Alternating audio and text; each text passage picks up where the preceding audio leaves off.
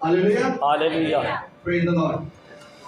सुनिए, ये हमारी अपनी एफर्ट्स की बदौलत नहीं कि हम आज यहाँ पर हैं। हालेलुया। ये हमारे किसी काम की बदौलत नहीं, ये हमारी अपनी धार्मिकता की बदौलत में नहीं, हम यीशु मसीह के अनुग्रह के द्वारा बचाए गए। जब तक हम अनुग्रह को प्रथम स्थान देते हैं तो हम आज्ञाकारिता में भी आगे बढ़ेंगे। हालेलुया। एक बहुत इंपॉर्टेंट, एक बहुत ही महत्वपूर्ण वचन है, यूहन्ना 3:16 ऐसा लिखा है। सबको आता है, बोलिए यूहन्ना 3:16 किसको नहीं आता? सबको आता है। सबको आता है। परमेश्वर ने जगत से मोहब्बत की। आप बस यहीं पे रुकना है। परमेश्वर ने जगत से मोहब्बत की। जब बोलते हैं जगत से, यानी कि God so love the world. हम बोलते हैं कि वर्ल्ड का मतलब संसार, घर, कार, जॉब, पढ़ाई और न जाने ऐसी कितनी मटेरियलिस्टिक, कितनी ऐसे पैसे से खरीदी हुई चीजें, क्योंकि परमेश्वर ने जगत से मोहब्बत किया। मेरे चीजों में आपको बताना चाहता हूँ, यूहन्ना 3:16 में जगत का मतलब है परमेश्वर ने इंसानों से मोहब्बत की है। जगत का मतलब ये जो लोग बैठे हैं, ये जगत है। इंसान, परमेश्वर ने वर्ल्ड से मोहब्बत नहीं की, परमेश्वर ने संसार से मोहब्बत नहीं की, हम संसार से मोहब्बत करते हैं। और तभी हम यूहन्ना 3:16 को बोलते हैं, परमेश्वर ने संसार से मोहब्बत की तो हम संसार से मोहब्बत करते हैं। God so love the man, परमेश्वर ने इंसानों से मोहब्बत की है। परमेश्वर ने किसी बिल्डिंग या मेरी कार या मेरी घड़ी या आपकी पर्सनालिटी या आपकी जॉब से मोहब्बत नहीं की, परमेश्वर ने हमसे मोहब्बत की।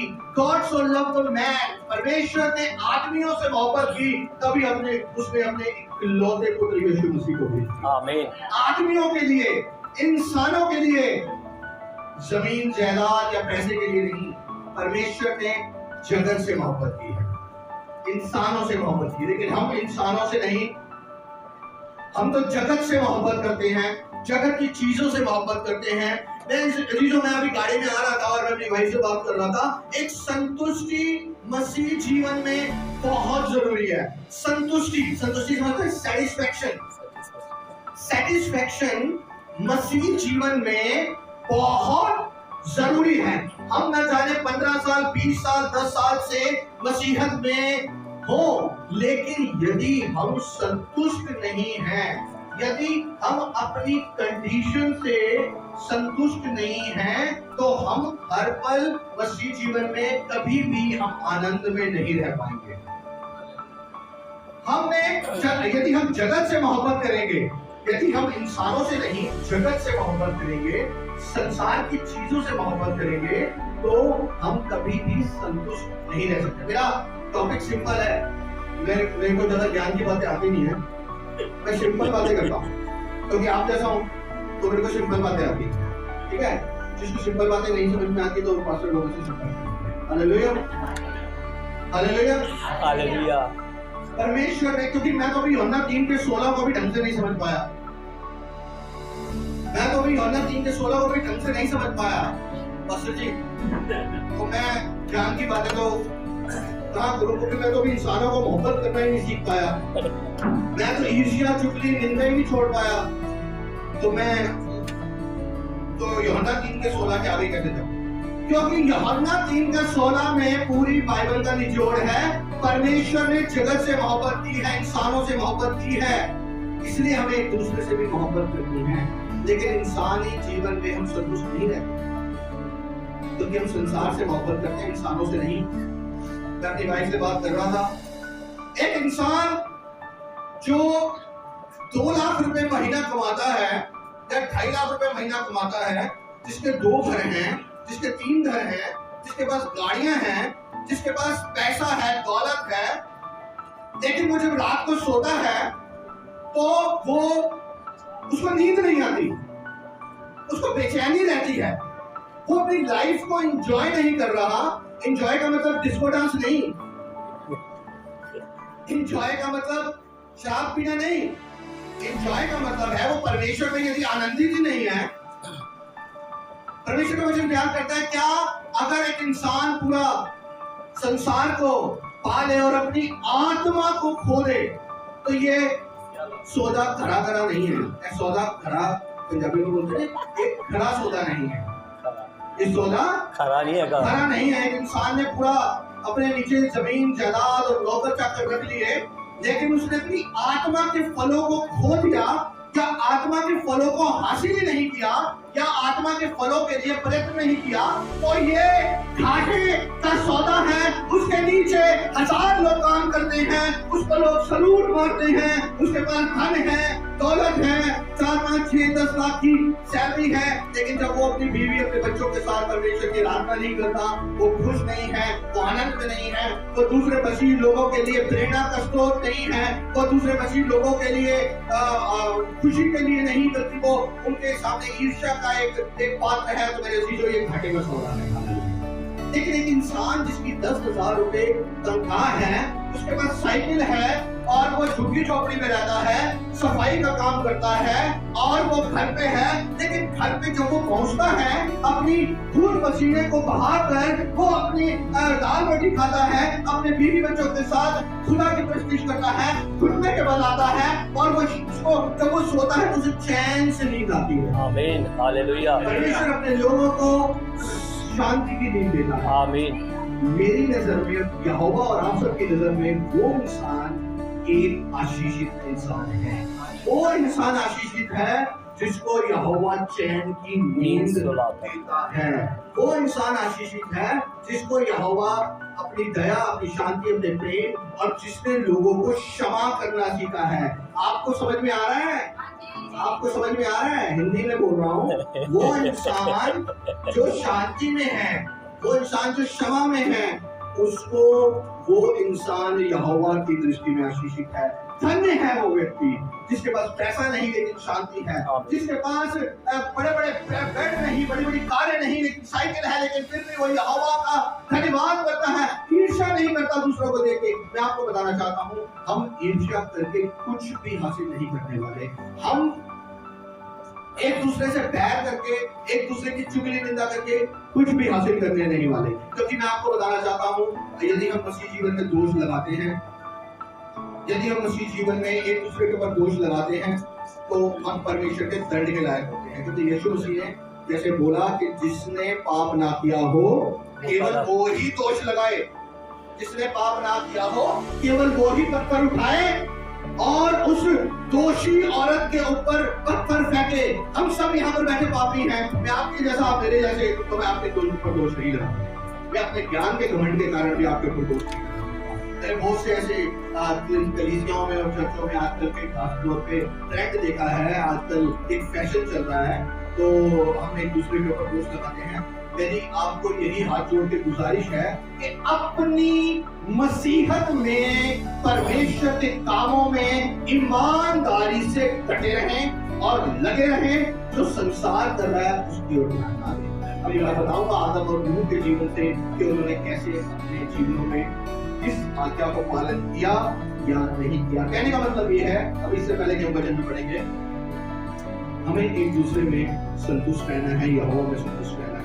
आशीषें, यदि हम बोलते हैं ये आदमी बहुत ब्लेस्ड है, ये आदमी बहुत आशीषित है, हम पता क्या सोचते हैं? संसार क्या सोचता है? संसार सोचता है यार उसके पास 4 गाड़ियां, 2 गाड़ियां, उसके पास बंगला है, उसके पास जॉब है, उसके पास 3 लाख रुपए की सैलरी है, उसके पास न जाने क्या है, होटलों पे खाता है, हमारे पास तो दाल रोटी है, और वो आदमी ब्लेस्ड है। पता है हम क्यों ऐसे कहते हैं? क्योंकि हमने उसके पैसे को एक पैमाना मान लिया कि वो ब्लेस्ड है। पैसा ब्लेसिंग का पैमाना नहीं है। यदि घर में काम करने वाली, जो जगह जगह घर में काम करने वाली कुछ बहनें हैं, वो 2-3-4 हजार रुपए, 4 हजार रुपए, 5 हजार रुपए महीना कमा रही हैं, और उनका पति 10-15 हजार रुपए कमा रहा है, घर पे 12 हजार रुपए आते हैं, लेकिन वो 12 हजार रुपए कुड़ के नहीं स्पेंड करते, वो खुश रहते हैं। मेरे चीजों, आप ब्लेस्ड हैं। उस व्यक्ति के और उसी व्यक्ति के अगेंस्ट या उसी व्यक्ति के बशर्ते कि जो चर्च में है और पैसा कमाता है और उसकी जिंदगी में कोई रौनक नहीं, उसकी जिंदगी में कोई लाइट नहीं है और वो दूसरों के लिए प्रेरणा का स्रोत नहीं है। आप समझ रहे मैं क्या कह रहा हूँ? अपनी जिंदगी में खुश रहें।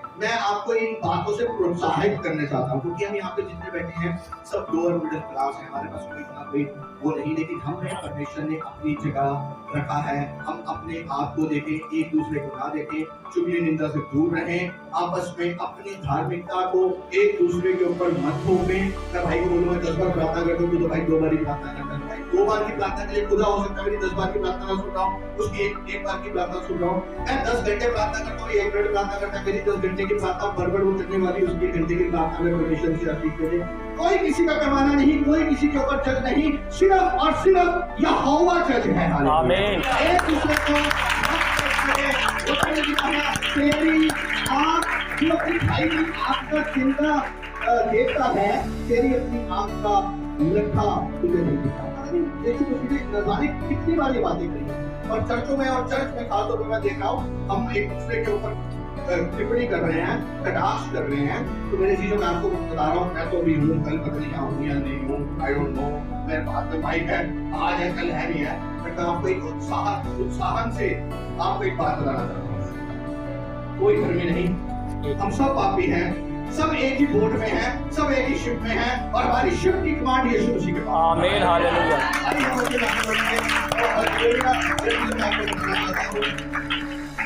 आदम और नूह के बारे में हालेलुया। बस 15 मिनट में मेरे पास तो 2 घंटे का समय में 500 लोगों का हुक्म है कि जल्दी करना फटाफट, क्योंकि लॉकडाउन स्टार्ट होने वाला है। तो मेरे चीजों में आपको बताना चाहता हूँ, आदम और हवा, नूह। आदम ने परमेश्वर की आज्ञाकारी नहीं की, और नूह ने परमेश्वर की आज्ञाकारी की। बस इन 2 बातों के ऊपर ही हम 15 से 20 मिनट में समाप्त करेंगे। लिखा है, परमेश्वर ने आदम को हर एक प्रकार की आशीषें दी। परमेश्वर ने आदम को हर एक प्रकार की आशीष, और यहां तक कि समय तरफ देखें, यहां तक कि यहोवा ने आदम को कहा कि तू हर एक जानवर के नाम रखेगा। कहा, पक्षी के नाम रखेगा, कुत्ता को कुत्ता, कौवा को कौवा, चील को चील, या आदम ने पहले रखा होगा, जो भी भाषा में, इब्रानी में या किसी और भाषा में, जिस भाषा में रखा होगा। लेकिन आदम को परमेश्वर ने ये आज्ञा दी कि तू जानवरों के नाम रखेगा, और जब कोई जानवरों के या किसी चीज के नाम रखता है, अपने हर एक चीज के नाम रखता है, तो इसका मतलब वो उसका अधिकारी है। हम अगर हमारे घर पे हमें कोई डॉगी ले लें, तो मैं अपने पड़ोस को बोलूंगा मेरे डॉगी का नाम रख, कौन रखेगा? हम रखेंगे। मेरे घर में बच्चा हुआ या आपके घर में बच्चा हुआ, आप उसका नाम, जैसे मेरे ऐसी हुई, आप उसका नाम है इब्राहिम को, या आपको कलीसिया के तौर से विश्वासी होने के नाते थोड़ा बोलूंगा कि आप उसका नाम, भाई मैं उसका बाप हूँ, मैं उसका नाम रखूंगा। इसका मतलब ये है, जब किसी का कोई नाम रखता है तो उसका अधिकार उसके ऊपर रहता है। परमेश्वर ने एक अधिकार इब्राहिम को दिया कि तू सब चीजों के नाम रखेगा। इसका मतलब है उसे कंप्लीटली जगत का नहीं, इंसानों का उसका एक मुखिया बनाया। और मेरे चीजों में आपको बताना चाहता हूँ शॉर्ट में फटाफट, परमेश्वर की इस आशीष को आदम हजम नहीं कर पाया। कई दफा हम आशीषों को हजम नहीं कर पाते, कई दफा हम मसीह की खुशियों को हजम नहीं कर पाते। हम मसीह में खुश रहते हैं, लेकिन हम दूसरों को देखते हैं और अपने कंपैरिजन करते हैं, तो हम कहते हैं नहीं, वो तो परमेश्वर में भी 2 महीने से या 2 साल से आया है और उसके पास इतनी अच्छी जॉब है, और अभी तो हम 10 साल से परमेश्वर हमें खुश नहीं करेंगे। जब हम ऐसे बोलते हैं, हम परमेश्वर के ऊपर दोष लगाते हैं, और वो दोष घूम फिर कर हमारे ऊपर वापस आता है। अपनी शीट को कंट्रोल करें। वचन में लिखा है, आदम को परमेश्वर ने बात की आशीष दी, लेकिन आदम के लिए हुक्म था कि उसे बागे अदन में रहना है और बागे अदन में ही काम करना है, और उसे उस बाग के एक सारे पेड़ों का फल खाना है, लेकिन एक पेड़ का फल नहीं खाना। आदम से ये एक जो आज्ञा है वो ही पालन ना हो सकी, और वचन में लिखा है आदम की जो पत्नी थी हव्वा ने पाप किया। अब मैं ये सोचता हूँ कि जब आदम को परमेश्वर ने हुक्म दिया, तो आदम ने हव्वा को उस सीरियस तरीके से ये वचन को नहीं बताया होगा, क्योंकि यदि बताया होगा तो हव्वा उसको सीरियस लेती और पाप ना करती। आज मसीह जीवन में जो हेड है फैमिली का, चाहे वो पति है, चाहे वो पिता है, उसकी ये रिस्पॉन्सिबिलिटी है कि जो वचन के जो कानून है, वचन की जो आज्ञाएं हैं, उन्हें अपने घरों पर बहुत ही सीरियस तरीके से अपने बीवी अपने बच्चों को सिखाएं, ताकि वो जनरेशन में गैप ना हो। आदम से ये भूल हुई, आदम ने अपनी बीवी को जिस तरीके से बताया, हो सकता है उसने सीरियस ना लिया हो और उसने पाप किया। वचन में लिखा है उसके पाप से ही आदम ने भी पाप किया, और जिस बागे अदन में उनको रखा गया था, परमेश्वर ने उस बागे अदन से उनको निकाल दिया हमेशा के लिए। मेरे चीजों में आपको बताना चाहता हूं, परमेश्वर ने उसे सारी आशीष दी, लेकिन आदम संतुष्ट नहीं हो पाया, क्योंकि आंखों की अभिलाषा, शरीर की अभिलाषा, जीवन के घमंड ने उसे अपनी बीवी के साथ वो पाप करने के ऊपर मजबूर किया, क्योंकि वो अपने जीवन में कहीं ना कहीं संतुष्ट नहीं था, क्योंकि उसे वो फल जो था वो अट्रैक्ट कर रहा था, वो फल आकर्षित लग रहा था। आज मसीह जीवन में भी बहुत सी चीजें आकर्षित लगती है। हो सकता है दूसरों की निंदा चुगली आकर्षित लगती है, हो सकता है दूसरों से बहस करना हमें आकर्षित लगता हो, लेकिन मैं आपको बताना चाहता हूँ, हम अपने जीवन में सिर्फ और सिर्फ संतुष्ट रहें मसीह में, संसार में नहीं। क्योंकि संसार में यदि आप संतुष्ट रहेंगे, यदि आप शराब में, डिस्को में, चुगली में, निंदा में और न जाने यूट्यूब में अलग अलग चीजें फेसबुक पे देखकर संतुष्ट रहते हैं, तो ये संतुष्टि 1 मिनट की, 1 घंटे की है। परमेश्वर की संतुष्टि में कोई कंडीशन नहीं, सिर्फ परमेश्वर के ऊपर भरोसा रखना है। आदम को सिर्फ एक नवजात शिशु की तरह उसके ऊपर, यहोवा के ऊपर भरोसा रखना था। आदम ने वो भरोसा नहीं रखा, और जैसे उत्पत्ति 2:15 में लिखा है, परमेश्वर ने आदम को अदन की वाटिका में रखा, लेकिन वो अदन की वाटिका से निकाल दिया गया बाद में। अब हम नूह के विषय में सुनते हैं। हम उत्पत्ति 6 का एक बार वचन पढ़ ही लेते हैं, नहीं तो फिर आप सोचोगे वचन तो पढ़ा नहीं। उत्पत्ति 6 अध्याय उसका 8 और 9 वचन पढ़ेंगे। उत्पत्ति नूह की बहुत बढ़िया क्वालिटी दी हुई है। उत्पत्ति 6 अध्याय उसका 8 और 9। परंतु यहोवा के अनुग्रह की दृष्टि नूह पर बनी रही। नूह की वंशावली ये है, नूह धर्मी पुरुष और अपने समय के लोगों में वह खरा था, और नूह यहोवा ही के साथ चलता रहा। सुनिए, नूह के अनुग्रह की दृष्टि, यहोवा के अनुग्रह की दृष्टि नूह के ऊपर हुई। अनुग्रह की दृष्टि नूह के ऊपर हुई, और आगे लिखा है नूह खरा था और नूह आज्ञाकारिता में चलता था। अब आप कंफ्यूज हो गए, अनुग्रह क्या धर्मी, अनुग्रह क्या व्यवस्था, अनुग्रह या आज्ञाकारी। मैं आपको बताना चाहता हूँ, हम सब पापी हैं और हमें अनुग्रह की जरूरत है, ये ध्यान रखिए। लेकिन अनुग्रह हमें धार्मिकता में आगे बढ़ाता है। यदि अनुग्रह ही नहीं है तो मैं वचन को नहीं समझ पाऊंगा। यदि मैं अपने कठोर मन से अपने घमंड के घोड़े के ऊपर सवार होकर कहूंगा कि मैं वचन को प्रचार करूंगा, मैं वचन को बोलूंगा, मैं वचन और व्यवस्था को बोलूंगा, तो मेरे चीजों में कभी भी वचन को नहीं सीख पाऊंगा, मैं कभी भी तोरा को, व्यवस्था को नहीं सीख पाऊंगा। उसके लिए, सीखने के लिए मुझे अपने घुटनों के ऊपर आना पड़ेगा। ये भाई डॉक्टर है और मैं मरीज हूँ। ये कौन है? मान लो डॉक्टर है और मैं मरीज हूँ, मैं इनके पास आता हूँ, मैं बोलता हूँ मुझे दवाई दो, भाई साहब मुझे दवाई दो, डॉक्टर साहब मुझे दवाई दो। और मैं जब इनके पास आता हूँ ना, मैं एक मरीज हूँ, तो आप लोग सब कभी कभी अपनी जिंदगी में डॉक्टर के पास गए होगे। मैं डॉक्टर के पास उसके दरवाजे में घूसा मार के और ऐसे नहीं करता मुझे दवाई दो। मैं डॉक्टर, जब मरीज डॉक्टर के पास आता है ना, तो वो आराम से आता है और हम्बल होके आता है और दीन होके आता है। उसकी आवाज में दम नहीं होता, चाहे वो जिम जितना ज्यादा हो, वो कहेगा दर्द हो रही है। कहने का मतलब है वो दीन होके आता है। और दूसरी चीज, जब वो डॉक्टर के पास आता है तो वो ये बोलेगा डॉक्टर को, डॉक्टर साहब मुझे दवाई दो। डॉक्टर बोलेगा किस चीज की? वो बोलेगा डॉक्टर साहब मुझे दवाई दो। बोलेगा भाई आपको क्या तकलीफ है? मैं बोलूंगा नहीं मुझे दवाई दो। डॉक्टर कहेगा भाई सर की चाहिए, गले की चाहिए, चाहिए, आँख की चाहिए, कान की चाहिए, गले की चाहिए, पेट की चाहिए, पेट कमर की चाहिए, घुटने की चाहिए, पैर की चाहिए, किस चीज की दवाई चाहिए भाई? जब तक एक मरीज ये कबूल नहीं करेगा कि मैं बीमार हूं और मेरे अंदर पेट में दर्द है, डॉक्टर पेट की दर्द की दवाई नहीं देगा। जब तक हम ये कबूल नहीं करेंगे कि हम पाप में बीमार हैं और यहोवा परमेश्वर से हमें अनुग्रह की दवाई चाहिए, हम कभी अपने पाप से कभी कभी कभी और अपने पाप से मुझे डॉक्टर के पास जाना है। अब सुनिए आगे, अभी कहानी खत्म नहीं हुई, अभी पिक्चर बाकी है। अभी मैं मरीज हूँ, मैं एक केबिन में गया हूँ और मैं डॉक्टर से अब मैं बोलता हूँ, डॉक्टर साहब मुझे पेट में दर्द है।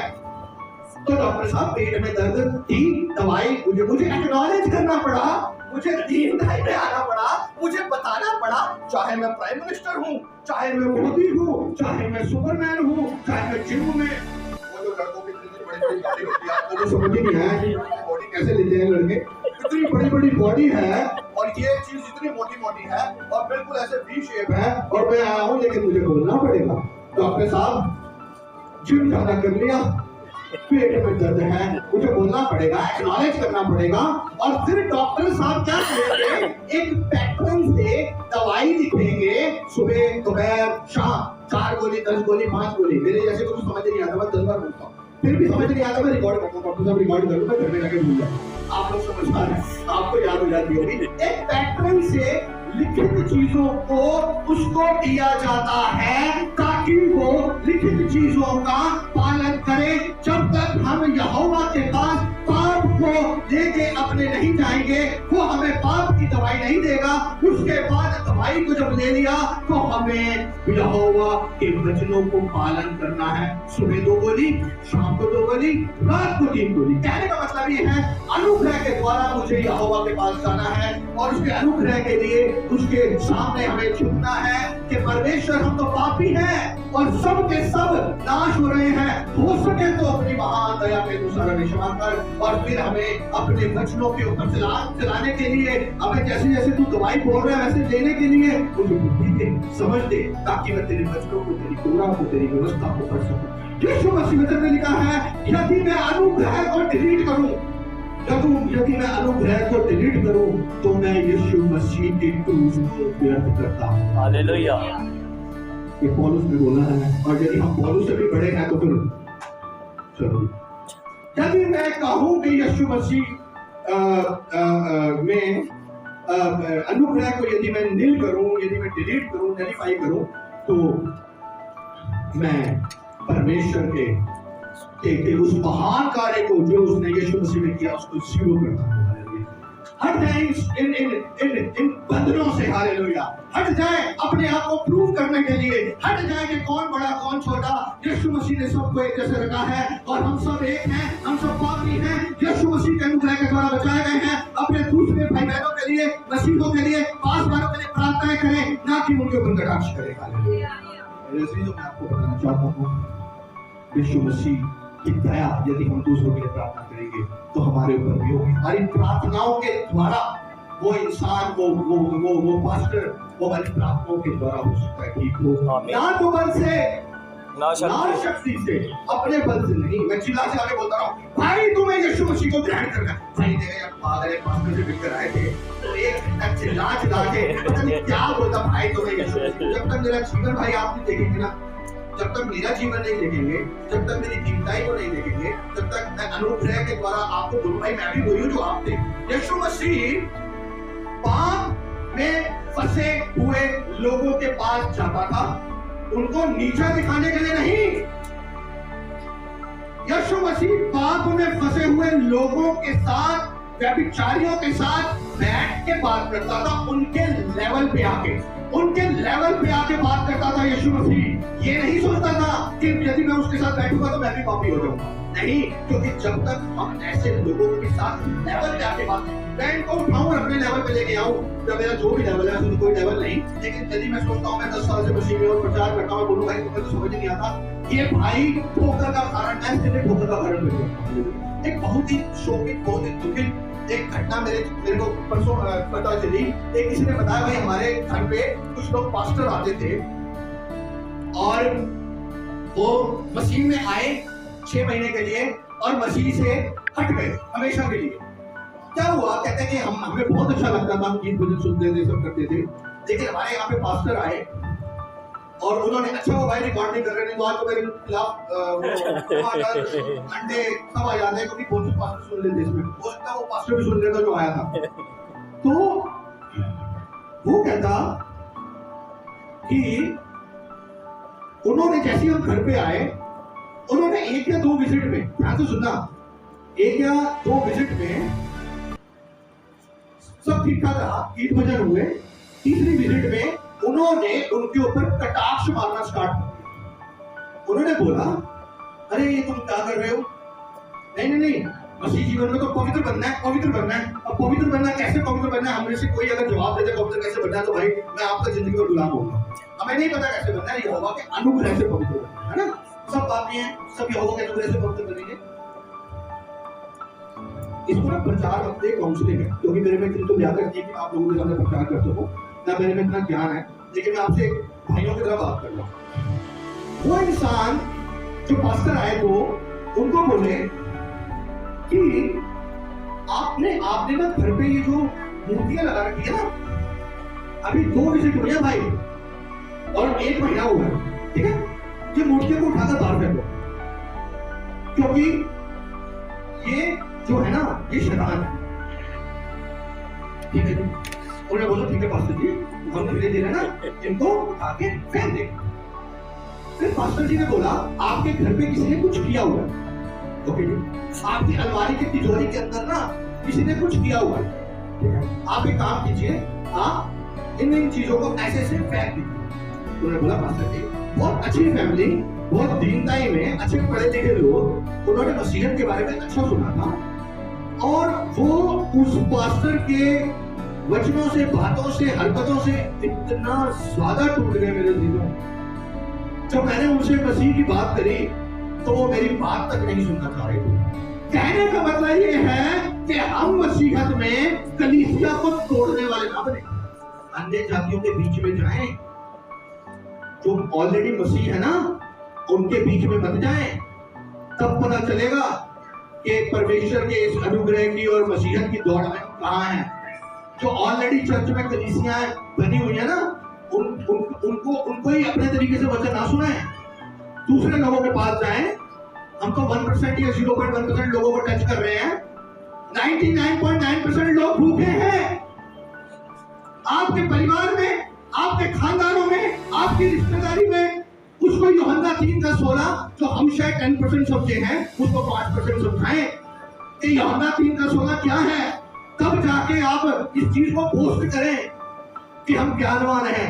जब तक रूहें नहीं बचाई और हम अब ये बोले तो परमेश्वर ने अपनी रूहों को रखा हुआ है, परमेश्वर संभालता है। तो पास्टर जी भी तो हमारे पास आए थे, अगर पास्टर जी हमारे पास ना आते तो हम कैसे बचते? किसी ने वचन सुनाया, कहीं ये गए होंगे, कहीं ये गए होंगे अन्य जातियों में। पहली बार यीशु मसीह के नाम का प्रचार किसी लोगों के सामने किया तो बहुत अच्छा किया, आप अजर पाएंगे। लेकिन यदि हम आपस में ही विचार विमर्श में मतभेद करते रहेंगे तो भाई हमें कुछ हासिल नहीं होने वाला। लगे रहो, क्योंकि यहोवा के सामने सब पापी हैं। हालेलुया। मैं तो पापी हूँ, मैं सीख रहा हूँ। हाँ, मैं ये जरूर मानता हूँ, घमंड की बात नहीं, कि मैं 4 सीढ़ियां चढ़ता हूँ ना सिस्टर, मैं 4 सीढ़ियां चढ़ता हूँ ना, मैं 3 गिरता हूँ। 4 सीढ़ी चढ़ी, 3 गिरी, 1 तो चढ़ा। अब भाई 1 चढ़ा ना, मैं 5 सीढ़ी चढ़ा, 6 गिर गया, ये गिरावट है, नीचे आ गया। मेरी पहली स्थिति दूसरी पिछली वाली स्थिति से बेहतर होनी चाहिए। मैं 2 सीढ़ी चढ़ूंगा, 1 गिरूंगा, 1 तो चढ़ गया। मैं 6 सीढ़ी चढ़ूंगा, 5 गिर गया, 1 तो चढ़ गया। ऐसे ना करें। हम मसीह जीवन में बढ़ोतरी करें, किसी के साथ कंपैरिजन ना करें, अपने आप में संतुष्ट रहें। यहोवा के अनुग्रह की दृष्टि नूह के ऊपर हुई और नूह धर्मी था, नूह खरा था, नूह आज्ञाकारी था, परमेश्वर के वचनों को तनाव तोड़ना को पड़ता था, व्यवस्था को पढ़ता था, व्यवस्था को जीरो नहीं करता था, क्योंकि उसके ऊपर अनुग्रह था। और संसार क्या बोलता है उसके और नहीं देखता था। और वचन में लिखा है परमेश्वर ने आगे नूह को बोला अपने बच्चों, अपने बीवी और बहू समेत जहाज में चला जा। और वचन में लिखा है वहां पर बरसात नहीं होती थी, ना कभी बरसात हुई। परमेश्वर ने उसको बोला तू जहाज बना, और लिखा है नूह ने वैसे वैसे जहाज बनाया जैसे जैसे परमेश्वर ने बोला। आज्ञाकारिता में खड़ा, क्योंकि उसने अपने आप को दीन किया हुआ था, वो लोगों की ओर कान नहीं लगाता था। उस समय बहुत से लोग बोलते थे ये नूह क्या कर रहा है, ये पागल हो गया है, ये बुजुर्ग है, ये बूढ़ा पागल है। बहुत से लोग हो सकता है यहोवा को मानने वाले भी वहां पर हो, ऐसा नहीं कि सिर्फ वही यहोवा को मानने वाला था। बहुत से लोग उसे विचार विमर्श करते थे, तर्क वितर्क करते होंगे और कहते होंगे सुन ऐसा नहीं होता, तेरे को गलतफहमी हुई है, हो सकता है यहोवा ने तुझसे बात ना करी हो सकता है शैतान ने बात करी हो, तू क्यों जहाज बना रहा है, अभी तो कभी जिंदगी में ऊपर से बरसात नहीं हुई, अब तो कितने सालों से सुन रहे हैं ऐसा कभी नहीं हुआ। लेकिन मेरा चीजों मैं बता रहा हूँ वो उनकी डॉक्ट्रिन, वो उनकी थीसिस, वो उनके वचनों से तर्क में अपनी उसने बुद्धि को नहीं उलझाया, वो अपने काम में लगा रहा। हालेलुया। वो अपने काम में लगा रहा, वो कीड़े ठोकने में और आरी चलाने में लगा रहा, क्योंकि उसको पता है I will waste my time, I will waste my time if I indulge him into this arguments with others।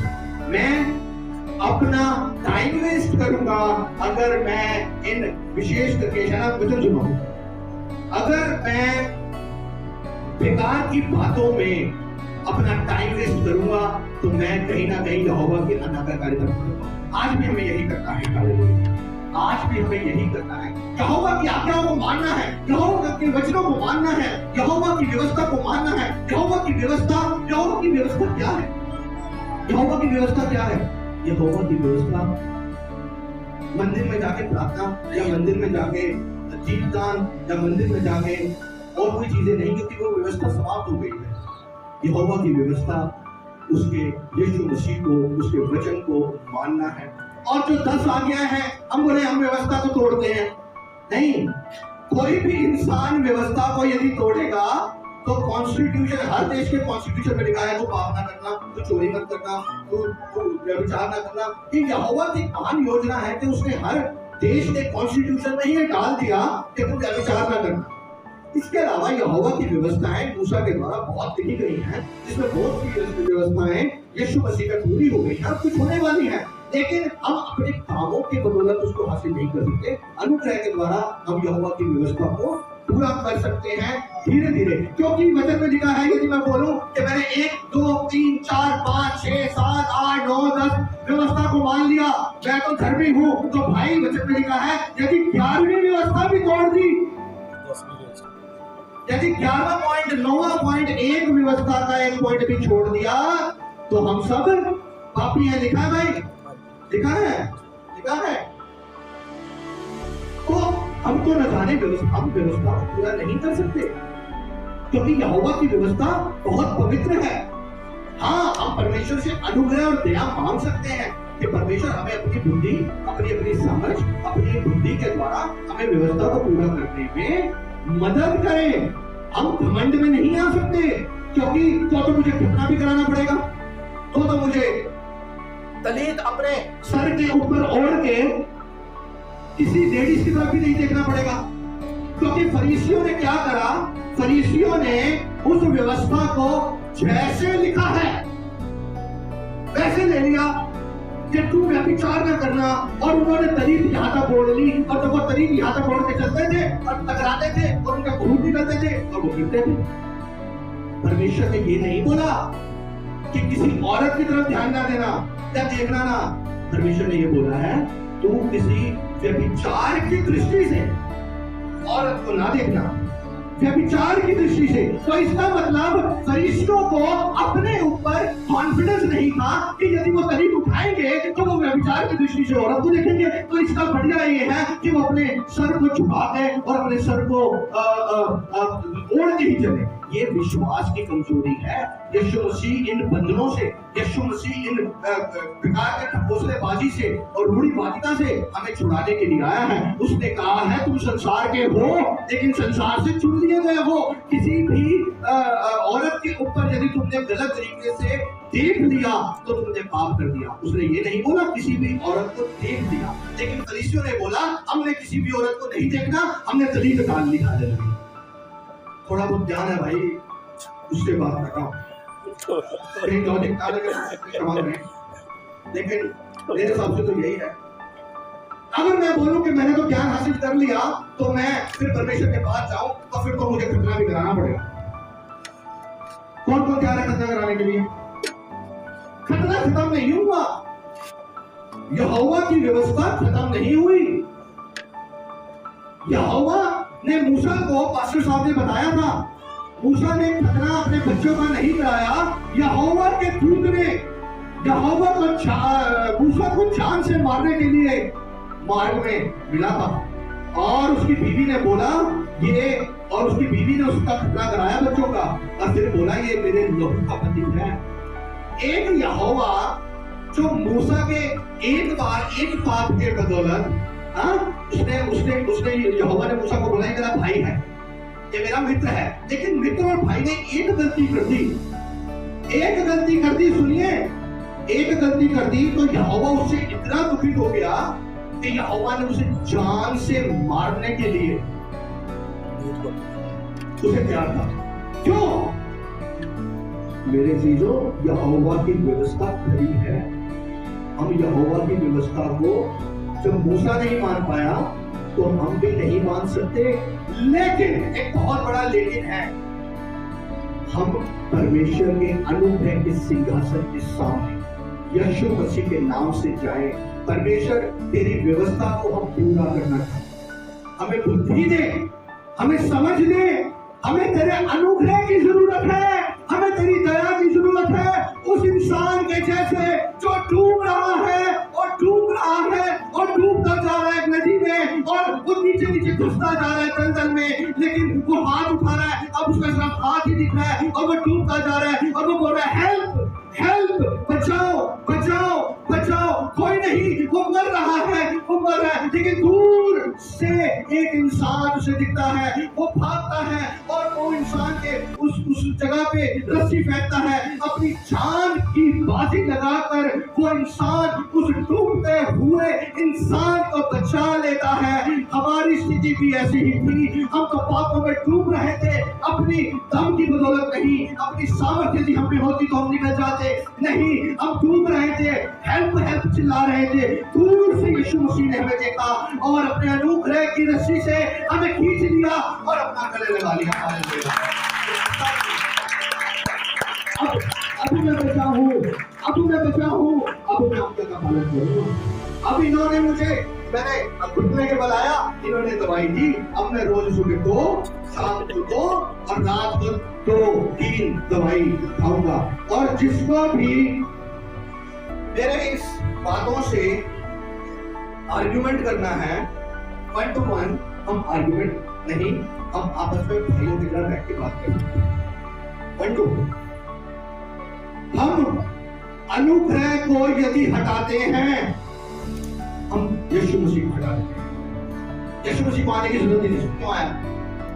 व्यवस्था तो चल रही थी, यीशु मसीह क्यों आया?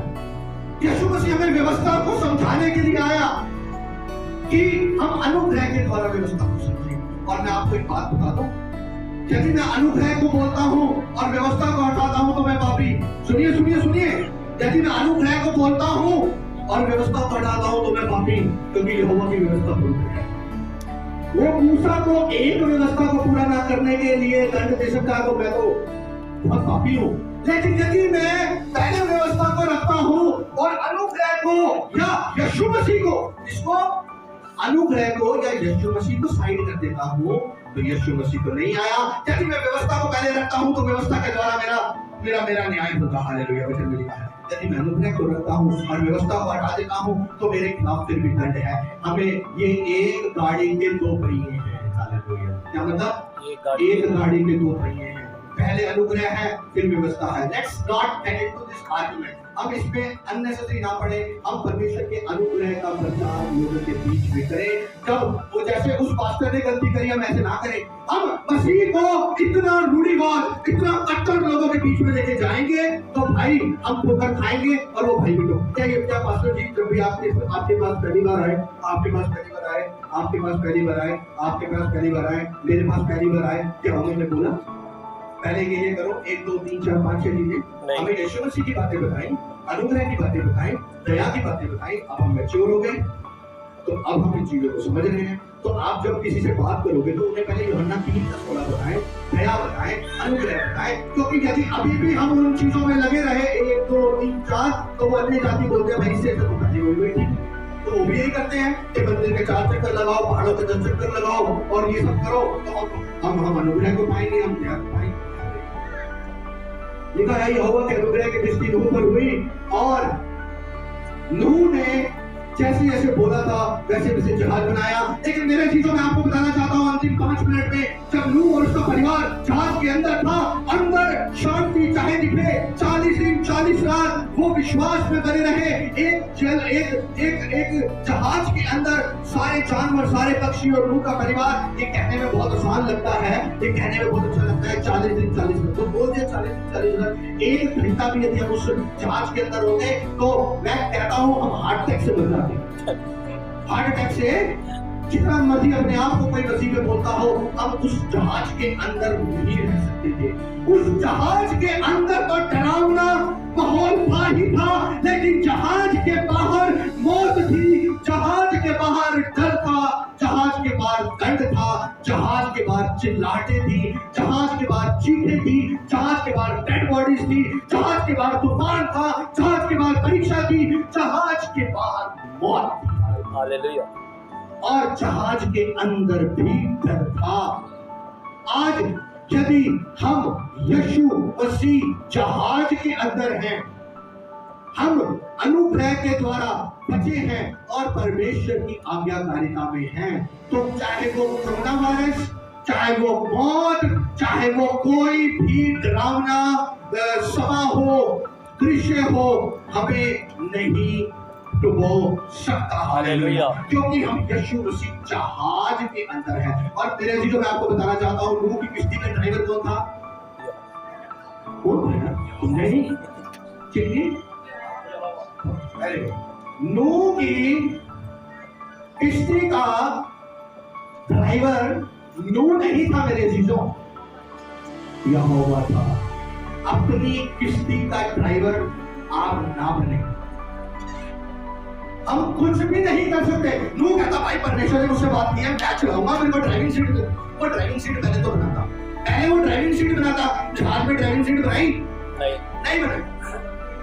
जहाज में ड्राइविंग सीट नहीं बनाई क्योंकि नूह एक जमे हुए बच्चे की तरह परमेश्वर के ऊपर डिपेंड था। आज हम अपनी ड्राइवर सीट बना दे, जहाज को लेके चलेंगे, नहीं होगा। तब हम अपनी धार्मिकता को लाते हैं। नूह को पता था वो धर्मी है परमेश्वर की नजरों में, लोगों के ऊपर अपनी धार्मिकता थोपने के लिए नहीं, लोगों के ऊपर अपनी रूढ़िवादिता थोपने के लिए नहीं, लोगों के ऊपर अपने चीजों को थोपने के लिए नहीं। वो तो कीट थोपने में लगा ना। दुनिया चाहे बोले हम तो जहाज बना के रहेंगे। नूह आर्गुमेंट में नहीं गया, नूह अननेसेसरी कॉन्फ्लिक्ट्स में नहीं गया, नूह अपने काम में लगा रहा। और बहुत बड़ी चिंता की बात, नूह ने जब पूरा जहाज बनाया, बंदर को रखने के लिए, भालू को रखने के लिए, शेर को रखने के लिए केबिन बनाए, बकरी को रखने के लिए, बछड़े को रखने के लिए जगह बनाए, अपने लिए ड्राइवर की सीट नहीं बनाई। क्योंकि नूह को पता था इसका ड्राइवर यहोवा है। आमीन। अपने जहाज का ड्राइवर खुद ना बने। अपने जहाज जिस तरीके से जा रहा है, संतुष्टि में यहोवा के हाथ में छोड़ दें, अपने जीवनों को यहोवा के हाथ में छोड़ दें। क्योंकि हम सब एक बोट में हैं, हम सब पापी हैं, बाहर दंड है। सुनिए, यहाँ देखें, हम सब एक जहाज में हैं, हम सब पापी हैं, हम सब एक जैसे हैं, हम सब एक जैसे भाई बहन हैं, हम सबका लेवल एक जैसा है, कोई बड़ा नहीं, कोई छोटा नहीं, हम एक ही जहाज में हैं। जैसे ही जहाज के अंदर है, बाहर कदम रखेंगे दंड है। हमारे जहाज का ड्राइवर यहोवा है, अपने काम में लगे रहे 40 दिन 40 रात। उसकी बीवी, उसके बच्चे अनुग्रह में उसके अधीनता में रहे। आज के यदि बीवी बच्चे होते तो वो पहले घंटे में ही बोल देते, पंजाबी में करते। आप लोगों को पता है पंजाबी चुनती है यहाँ पे, एक बार हिंदी में बोलेंगे नहीं चुनेगी, एक बार पंजाबी में चुनेगी। लेकिन मेरे चीजों में आपको यहाँ खड़ा होकर छुपाने नहीं, मैं पलपिट में खड़ा होकर आपको छुपाऊंगा नहीं। ओके, मैं आपको बता रहा हूं, अगर हम में से होता कोई तो बहुत मान लो बच्चे बीवी या हम में से अब कुड़कुड़ाने लग जाते, हम संतुष्ट ना होते। लेकिन 40 दिन 40 रात नूह का परिवार वैसे ही रहा, अपने हेड की अधीनता में। आज यदि बच्चे अपने पिता के अधीन नहीं, आज यदि बीवी बच्चे अपने पिता के और पति के अधीन नहीं, तो नूह की किश्ती डूबेगी। हालेलुया। क्योंकि नूह की किश्ती में नूह यहोवा के ऊपर भरोसा रखता था और उसके बच्चे, उसकी बीवी नूह के ऊपर भरोसा रखते थे। उसके बीवी, उसके बच्चे नूह के ऊपर भरोसा रखते थे। बच्चों, बहनों, बीवी सब अपने अपने हेड के ऊपर भरोसा रखें। हालेलुया। क्योंकि हमारा ये, लेकिन यदि हम यहोवा के हिसाब से चल रहे हैं तो हमारी माने। यदि पिता पति यहोवा के हिसाब से चल रहा है तो उसकी माने, यदि वो वचन से बात कर रहा है उसकी माने। देखेंगे कोई आपके जीवन में अद्भुत कार्य होगा। इस बात के लिए आप प्रार्थना कर रहे हैं ना सालों से। सुनो, मैं कोई प्रचारक नहीं हूँ, छोटा मोटा आपके जैसे, लेकिन मैं आपको एक कुछ दे रहा हूँ। यदि आप हैं, अगर आपका पिता या पति यहोवा के वचन के अनुसार चल रहा है, अब ये बहुत बड़ी काम है, बहुत बड़ा हुआ है। यहोवा के वचन के अनुसार क्या होता है यार, वो हो सकता है 10 वचन मानता हो, 100 मानता हो, लेकिन सुनिए, यदि वो 10 वचन में वफादार है और वो 4 सीढ़ी चढ़ता है, 2 गिरता है, लेकिन बढ़ोतरी पे है। और यदि वो 10 वचन को मान रहा है, 1 वचन को मान रहा है और उस 1 वचन में वो आपको कुछ समझा रहा है, यदि वो उस 1 वचन में भी मान रहा है, तो अपने पिता अपने पति को टॉर्च बन के ये मत बोले तुम कौन से वचन को मानते हो। उस 1 वचन में उसने यहोवा को माना है, उसकी उस 1 वचन में अधीनता में रहे। यहोवा आपको इतनी आशीष देगा, पैसों की नहीं। आशीष का मतलब पैसे मत सोच लिया करो, लिमोजीन में जाऊंगा या जाऊंगी, यहाँ जाऊंगा वहां जाऊंगा, नहीं। आशीष पैसे आज है कल नहीं। पैसे सिर्फ 1% आशीष है, 99% आशीष है चेहरे पे मुस्कुराहट। देखिए सब कितने मुस्कुरा रहे हैं, 5 साल हो गए तो और मुस्कुराते हैं। देखिए कितने मुस्कुरा रहे हैं, ये आशीष है। खुश रहे लाइफ में। यहोवा के ने नूह के जो जहाज को अपने हिसाब से चलाया और उसके जो बीवी बच्चे थे उड़ाए नहीं, क्योंकि वो हेड के अधीन था और उन्होंने उसके खिलाफ कटाक्ष नहीं किया। जब नूह के अपने लोगों ने ही नूह के खिलाफ कटाक्ष नहीं किया, क्योंकि यहोवा का अनुग्रह उनके ऊपर था। और लिखा है मेरे लिखो, बाहर मौत थी, बाहर डर था, बाहर चीखें थी, बाहर हर प्रकार की गंदगी और डेड बॉडीज थी।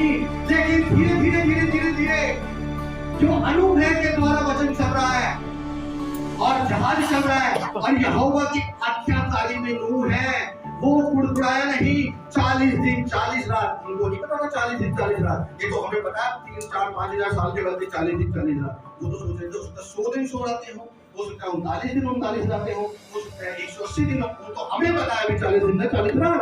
वो तो आंख बंद करके भरोसा रखते थे। और 40 दिन 40 रात के बाद बरसात खत्म हुई और जिस जहाज का ड्राइवर यीशु मसीह है, जिस जहाज का ड्राइवर परमेश्वर यहोवा है, लिखा है जहाज धीरे अरारात पहाड़ की चोटी के ऊपर चला गया। मेरे चीजों, यदि हमारे जहाज का मालिक यीशु है तो यीशु मसीह यहोवा हमें चोटियों के ऊपर बिठाता है। मैं अपनी आंखें पर्वतों की ओर लगाऊंगा, यहोवा की ओर है, वो ऊंचाइयों का परमेश्वर है। उसने उस जहाज को घाटी में नहीं उतारा, उसने उस जहाज को नीचे के स्थान में नहीं रखा, उसने उस जहाज को अरारात चोटी के ऊपर रखा, क्योंकि वो चोटियों का परमेश्वर है। वो सींग को ऊंचा करता है और वो अपने अनुग्रह के द्वारा विश्वास करने वाले, आज्ञाकारी मानने वालों को कभी शर्मिंदा नहीं होने देगा, और वो आज्ञाकारिता में रहने वालों को कभी भी नहीं छोड़ेगा। हालेलुया। मेरे प्रियो, यदि हम परमेश्वर के अनुग्रह में हैं, यदि हम आज्ञाकारिता में हैं, हम चोटी पर रखे जाएंगे। ऐसे नहीं कि हमारे, और चोटी का मतलब कि हमारे घर की बिल्डिंग 19 माले होगी, वो चोटी नहीं बोल रहा। कभी आप 19वें माले के ऊपर जहाज वो ले लो, बोलोगे भाई हमें परमेश्वर ने चोटी को ऊपर रखा है, वो चोटी की बात नहीं कर रहा, आदमी की चोटी की बात कर रहा हूँ। अपने घर के छत के ऊपर बोला हम तो चोटी पर है, तो भैया नहीं कैसे नसीब होगा, ये कैसे नसीब होगा। ये सब चीजें समझाई गई है ताकि हम उस तरीके से आत्मिक से समझे। तो सारांश और मूल और सार क्या है, ये शायद मैं आखिरी बार प्रचार कर रहा हूँ। हाँ, सारांश और मूल क्या है, क्योंकि जब भी मैं माइक लेता हूँ मैं बोलता हूँ बस शायद आखिरी बार है, इस चर्च में क्या हो सकता है कहीं और। सारांश और मूल क्या है, हम सब पापी हैं, सब एक जहाज पे हैं। यीशु मसीह ने उसको बोला जिसने दोष न लगाया हो, जिसने पाप ना किया हो दोष पे पत्थर मारे, तो जिसने पाप ना किया हो वो दोष लगा सकता है, वो आर्गुमेंट कर सकता है। इसमें ना यीशु मसीह बंधनों से तोड़ने के लिए आया। इस बंधनों में आराम से मसीह जीवन की जिंदगी जियो, तोड़ा की शिक्षा में पाप नहीं करना, पर अनुग्रह के द्वारा इस चीज को एक्सेप्ट करना है कि हम तोरा को समझ गए, ये परमेश्वर का अनुग्रह है। इब्रानी भाषा को समझ गए, बहुत से लोग इब्रानी भाषा को समझते नहीं है, मेरे जैसे नालायक भी हैं, मेरे अनुग्रह नहीं हुआ, लेकिन जो समझ गए वो ये ना समझे कि हम अपने बल के द्वारा इब्रानी भाषा को समझ गए, क्योंकि हम सब अनुग्रह के द्वारा बचाए गए हैं।